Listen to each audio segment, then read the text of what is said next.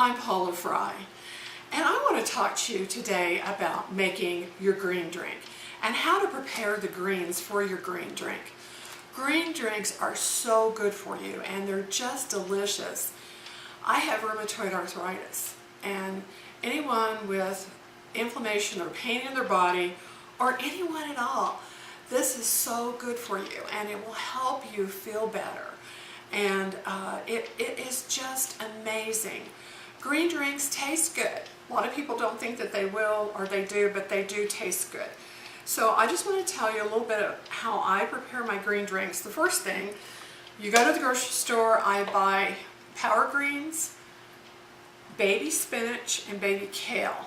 I don't like the curly kale or some of the other kales. I like the baby kale in the green drinks. It's less fibrous and it processes better. I like the smaller baby spinach too. And the power greens are baby greens, so it makes a very good green drink. I usually add celery to my green drink to give it a fresh, crisp flavor. Celery is a diuretic, it's very good for you, and it adds a little added nutrition. So that's how I do my green drink. First thing, I get home, I take the greens, I put them in a bowl of water with just a little bit of distilled vinegar, about 1/4 cup. I go through them, and it's good to go through them like this and pick out all the greens that are wilted and don't look very good. I always go through them quite thoroughly, so I don't want those in my green drink. They won't taste good. And so that's what I do. And it says on the box that they're washed, but they are, I still wash them because there has been some E. coli in some of these green drink boxes, or some of the power green boxes, sorry. And I just want to make sure that my greens are fresh. If you open the box and it smells bad, take it back to the grocery store, because these are a little expensive.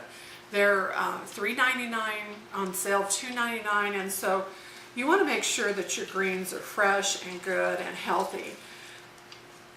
But anyway, and then I put them in a strainer and run cold water over them for about a minute. Then I take them and I roll them up in paper towel. Lay them out on about 3 or 4 sheets of paper towel, and you lay them out and then roll them up, and it helps dry the greens. So that's how I do that. And after that, I take just sandwich baggies and labels. These are Avery all-purpose labels. There's a 525 in here, so you get a lot for your money. And I just put, like I'm going to do spinach right now, so I put S and the date. You really need to rotate your greens and use your older ones that are in the freezer first. They last for quite a while in the freezer, but they do get freezer burn and things if you leave them in there too long. So I suggest rotating your greens. So I put the label on the baggie. Just take a baggie, put the label on it. Real simple. I usually put all the labels at one time and have all my baggies ready. And then you just take, I unroll my this spinach, and I put a handful or a little bit more. I just put a baggie full of spinach in here. And then you put it in the freezer. And one thing that I do want to tell you is that you can close them and then push the air out of them to flatten them out, and it doesn't take as much room up in your freezer. So when you take them out of the freezer and they're ready for your green drinks, you take them and crumble them with your hands, and they crumble up in fairly little pieces, so you can put them in your Ninja or your green drink processor easier, and they make great green drinks. So sometimes I use a combination of kale, spinach, and power greens. Power greens have kale and spinach in them and some other greens. So they have some chard and other things. I like the green drinks because they have the chard that has the purple stem, and I think the purple, anything purple is very, very good for you. Any green or vegetable is good for you if it's purple. All the vegetables in a variety of colors are good for you. There are a few that you need to stay away from or not eat very often, are corn, potatoes, peppers, eggplants, and things like that, because they do cause inflammation. Now I put those in my green drink. I put, like I said, celery. You can put cucumbers. I don't put fruit. If you have rheumatoid arthritis or autoimmune disease or pain and inflammation in your body, I would not recommend fruit. I have noticed over time that fruit really causes a lot of pain in my body.